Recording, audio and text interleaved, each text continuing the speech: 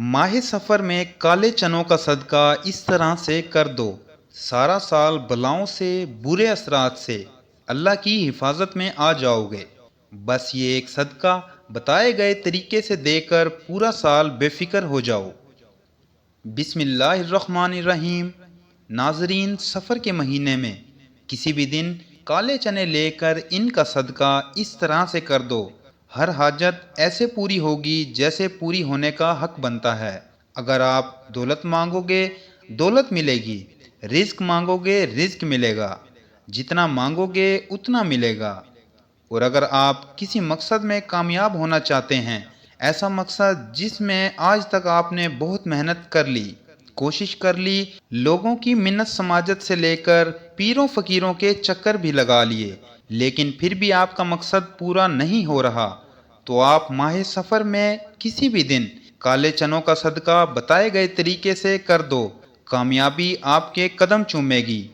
आपकी हर दुआ कबूल होगी, हर हाजत पूरी होगी।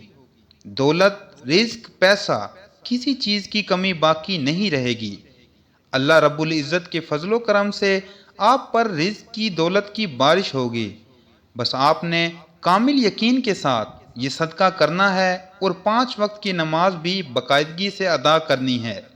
जो लोग नमाज अदा नहीं करते, जिनकी नमाजें छूट जाती हैं, इनके घर में बेबरकती आती है, इनकी ज़िंदगी में बेबरकती आती है। फिर वो लोगों से शिकायत करते हैं कि पैसों की कमी है, गुजारा नहीं होता, अखराजात बहुत ज़्यादा हैं। इसलिए नमाज का भी अव्वल एहतमाम किया करें, फिर देखना सारी मुश्किलें ख़त्म हो जाएंगी। अल्लाह पाक आपके रिस्क में खूब इजाफा फरमाएगा।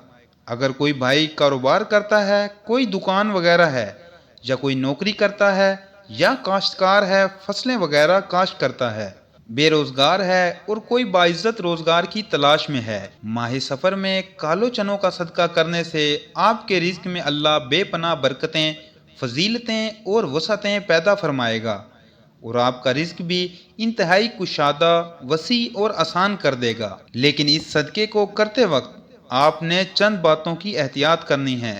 जिसने पाबंदी के साथ इस सदका को दे दिया तो उसकी ज़िंदगी संवर जाएगी। वैसे भी हर इंसान की ज़िंदगी में उतार चढ़ाव आते ही रहते हैं, लेकिन अच्छी और बुरी तकदीर पर ईमान रखना भी हर मुसलमान के लिए ज़रूरी है। अल्लाह ताला ने अपने बंदों की हमेशा रहनुमाई फरमाई है। एक हदीस शरीफ का मफहूम है कि अल्लाह रब्बुल इज़्ज़त ने दुनिया में कोई भी ऐसा मर्ज नहीं उतारा जिसका इलाज इसके साथ पैदा ना फरमाया हो। सवाए मर्जुल मौत के हर मर्ज की शफा रख दी गई है।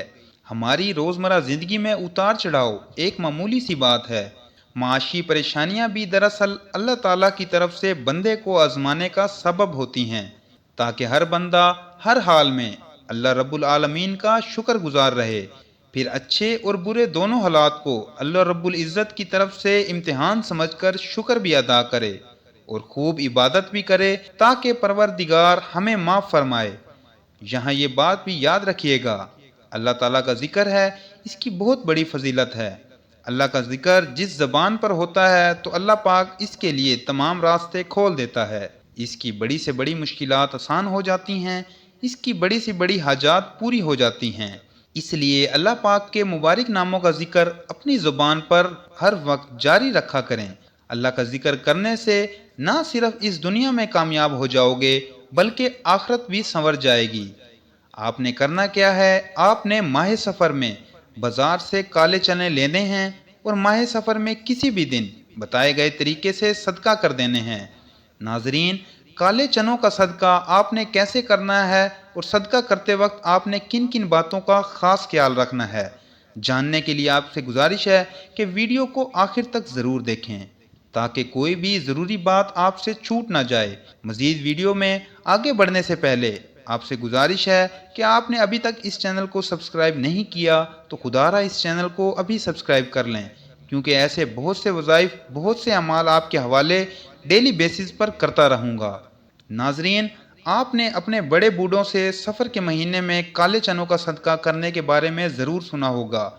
पहले तो सफ़र के महीने में काले चनों का सदका बहुत ज़्यादा किया जाता था, लेकिन आज भी जो लोग दीन का शऊर रखते हैं और दीन को समझते हैं, وہ سفر کے مہینے میں کالے چنوں کا صدقہ دینا کبھی نہیں بھولتے۔ ماہ سفر کے علاوہ جتنے بھی اسلامی مہینے ہیں ان میں سفید چیزوں کا صدقہ دینا سب سے زیادہ افضل مانا جاتا ہے، لیکن سفر کے مہینے میں سفید نہیں بلکہ کالی چیزوں کا صدقہ دینا زیادہ افضل مانا جاتا ہے، کیونکہ سفر کا مہینہ باقی 11 مہینوں کی نسبت بالکل جدا ہے۔ جیسا کہ آپ نے بھی سفر کے مہینے کے بارے میں ضرور سنا ہوگا کہ سفر کے مہینے میں آسمان سے بلائیں نازل ہوتی ہیں، اور آسمان سے نازل ہونے والی یہ بلائیں جیسے ہی زمین پر اترتی ہیں تو یہ ایسے لوگوں کو تلاش کرنے لگتی ہیں جن پر یہ آسانی سے سوار ہو سکیں۔ اب جن لوگوں نے سفر کے مہینے میں صدقہ کیا ہوتا ہے اور خاص کر کالی چیزوں کا صدقہ کیا ہوتا ہے، جیسا کہ کالے چنوں کا صدقہ کیا ہوتا ہے، تو یہ بلائیں کسی بھی صورت اس شخص پر سوار نہیں ہو پاتی، لیکن ایسے لوگ جنہوں نے صدقہ نہیں کیا ہوتا یہ ان پر سوار ہو جاتی ہیں، اور پورا سال کے لیے یعنی آئندہ سفر کا مہینہ آنے تک ان کے اوپر ہی سوار رہتی ہیں۔ آسمان سے اترنے والی ہر بلا اپنے ساتھ کوئی نہ کوئی مخصوص مصیبت یا پریشانی لے کر آئی ہوتی ہے، جیسا کہ کچھ بلائیں اپنے ساتھ بیماری لے کر آتی ہیں، کچھ رزق کی تنگی، کچھ رزق میں بے برکتی، کچھ اچانک آنے والے آثار، جبکہ کچھ لڑائی جھگڑے اپنے ساتھ لے کر آتی ہیں۔ اب اگر کسی شخص پر ایسی بلا سوار ہو جائے جو اپنے ساتھ رزق کی تنگی لے کر آئی ہو تو وہ شخص سخت غربت اور رزق کی تنگی کا شکار ہو جاتا ہے۔ آئیے ناظرین، اب ہم جان لیتے ہیں کہ آپ نے سفر کے مہینے میں کالے چنوں کا صدقہ کیسے کرنا ہے، اور صدقہ کرتے وقت آپ نے کن کن باتوں کا خاص خیال رکھنا ہے۔ تو آپ نے سب سے پہلے کیا کرنا ہے، اگر آپ کے گھر 1 پاؤ یا آدھا کلو چنے پڑے ہوئے ہیں تو ٹھیک ہیں، اگر آپ کے گھر کالے چنے موجود نہیں تو آپ نے بازار جانا ہے اور کالے چنے خرید لانے ہیں۔ آپ نے 1 پاؤ یا آدھا کلو چنوں کا صدقہ لازمی کرنا ہے۔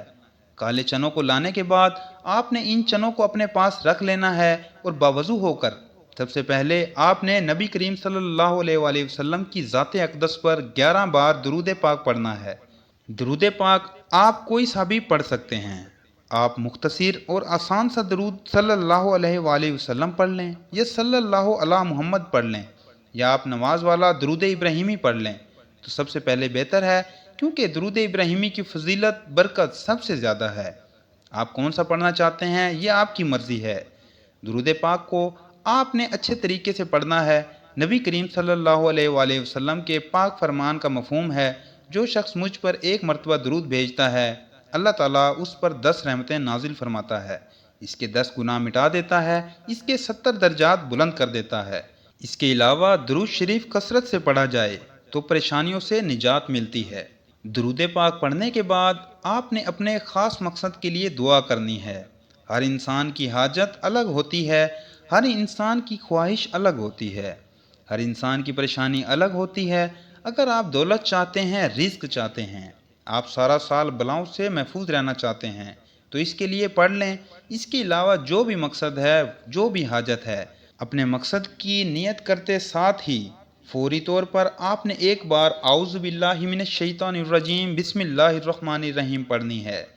اب آپ نے کرنا کیا ہے، جو کالے چنے آپ نے اپنے پاس رکھے ہوئے ہیں ان کے اوپر آپ نے یہ وظیفہ پڑھنا ہے، اور پھر آپ نے ان کالے چنوں کا صدقہ کر دینا ہے۔ جس مقصد کے لیے یہ صدقہ کر رہے ہیں وہ مقصد آپ کا پورا ہو جائے گا۔ اب آپ نے سب سے پہلے نمبر پر جو وظیفہ پڑھنا ہے وہ وظیفہ قرآن پاک کی ایک سورت کا وظیفہ ہے، اور یہ قرآن پاک کی سب سے چھوٹی سورت ہے۔ کمالات بہت زیادہ ہیں، اور یہ سورت کون سی ہے؟ یہ سورت سورۃ الکوثر ہے۔ اس سورت کو دولت کا خزانہ بھی کہا جاتا ہے۔ اس سورت کو کامیابی کا راز بھی کہا جاتا ہے۔ اس سورت کو پڑھنے والا کبھی کسی کا محتاج نہیں رہتا۔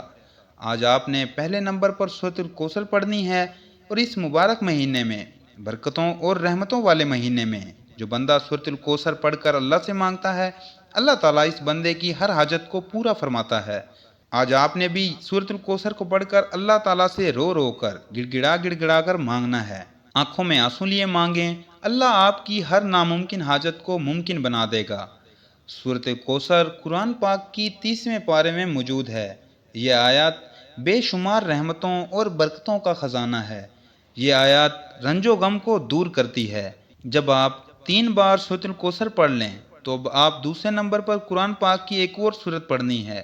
اب آپ نے دوسرے نمبر پر سورۃ الفلق پڑھنی ہے۔ سورۃ الفلق قرآن پاک کی 113 نمبر سورت ہے۔ 3 بار سورۃ الفلق پڑھ لیں تو اب آپ نے تیسرے نمبر پر سورۃ الناس پڑھنی ہے۔ سورۃ الناس قرآن پاک کی سب سے آخری سورت ہے۔ یہ تینوں صورتیں قرآن پاک کی چھوٹی چھوٹی صورتیں ہیں، لیکن یہ بہت زیادہ طاقتور صورتیں ہیں۔ اس کی وجہ بھی آپ کو پتہ ہے، کیونکہ یہ اللہ تعالیٰ کی جانب سے نبی کریم صلی اللہ علیہ وآلہ وسلم کو ایک تحفہ تھی۔ اللہ تعالیٰ نے سورۃ الکوثر میں نبی کریم صلی اللہ علیہ وآلہ وسلم کو یہ دلاسا دلایا تھا کہ جو لوگ آپ کو ابتر کہا کرتے تھے، نعوذ باللہ وہ اصل میں خود ابتر ہیں، اور آپ کا نام رہتی دنیا تک ہمیشہ باقی رہے گا۔ یہی چیز سورۃ الکوثر کو قرآن پاک کی سب سے چھوٹی اور سب سے طاقتور ترین سورت بنا دیتی ہے۔ اس طرح اگر سورۃ الناس اور سورۃ الفلق کی بات کریں تو یہ دونوں بھی بہت چھوٹی چھوٹی صورتیں ہیں، لیکن بے حد طاقتور ہیں۔ سورۃ الناس اور سورۃ الفلق پڑھنے والا شخص انسان اور جنوں کے شر سے، حسد سے محفوظ ہو جاتا ہے۔ آسمانی بلائیں اس پر نازل ہونے کا بھی سوچ نہیں سکتی۔ اچانک آنے والی مصیبتوں سے انسان مکمل طور پر محفوظ ہو جاتا ہے۔ جب آپ 3 بار سورۃ الکوثر، سورۃ الفلق اور سورۃ الناس پڑھ لیں تو اس کے بعد آپ نے پھر سے 3، 7 یا 11 بار وہی درود پاک پڑھنا ہے جو آپ نے شروع میں پڑھا تھا۔ اب آپ کا عمل مکمل ہو چکا ہے۔ جب آپ یہ سارا عمل کر لیں تو اس کے بعد آپ نے کیا کرنا ہے؟